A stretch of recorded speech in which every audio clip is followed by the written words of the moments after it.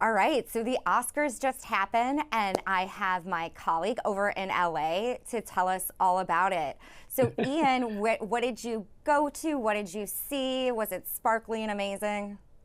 Yeah, it was, no one got slapped, Mara. So this year, I think, was a success. People felt like Conan O'Brien really hit all the right notes. There wasn't anything too overtly political.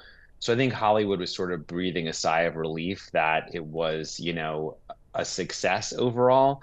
I went to the awards, and one thing I saw that was interesting, there was the Spanish actress Carla Sofia Gascon, as you know, from Amelia Perez, which going into the awards had been, it got the most nominations. It was hotly tipped to win. The campaign sort of took a nosedive when She had Gascon's some old issues. tweets, right, as you say, right, there were some old tweets from the Oscars in 2021 in which she, insulted pretty much everybody, every group, including her future co-star Selena Gomez, who was at the show with her fiance Benny Blanco. And she Um, called her a rich rat?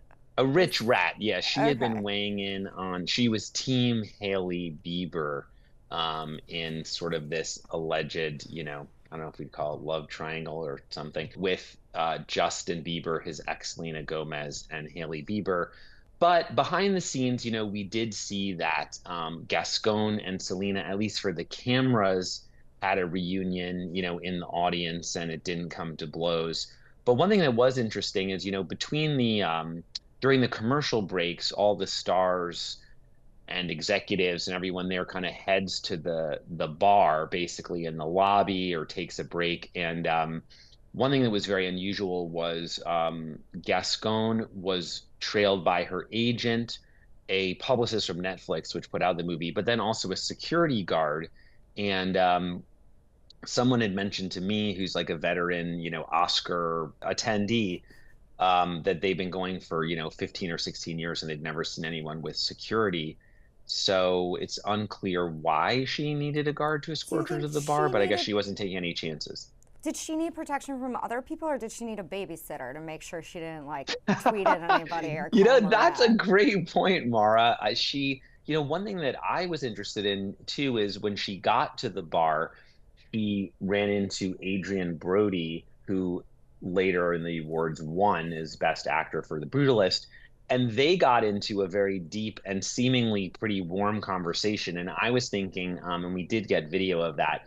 And I was thinking, if you're Adrian Brody and you're there and she comes up to you, you're like, like, I mean, I guess the ballots were in, so, the die was cast, but it was interesting. I mean, she wasn't snubbed, at least by other people at the bar, and it went off without incident. Maybe it was to just protect her from herself. A reporter did try to go up to her and interview her, and that got shut down. So maybe Yeah, that's I what mean, the maybe security that's it. It guard was was just also like there a for. press barrier. Did you go to the Vanity Fair party? What were the hot parties?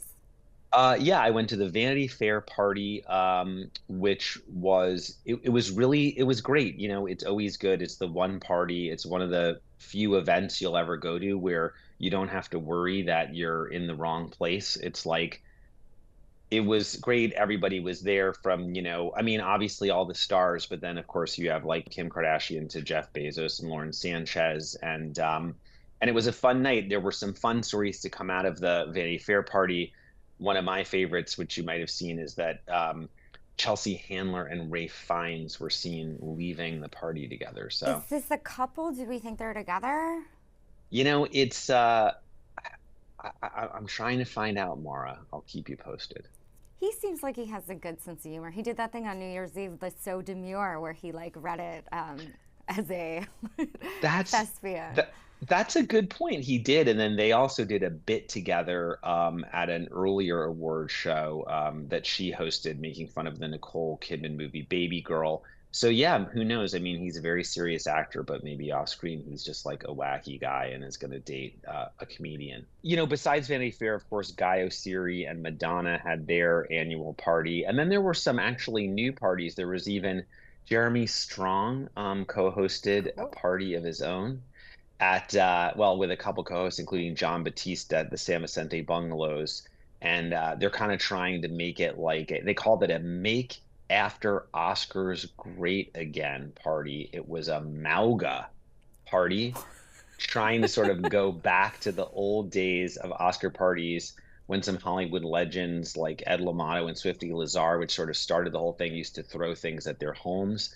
A lot of the parties now are sort of these like very corporate things, and you'll see on the invitations, it's got like Capital One and Salesforce on there, and so we'll see if that becomes an annual tradition. Yeah, But it so was a watch cool out, party. Radhika, over at Vanity Fair. Someone's coming Yeah, for you. yeah, Um, maybe.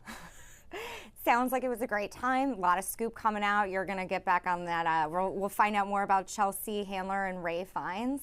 So check back for more.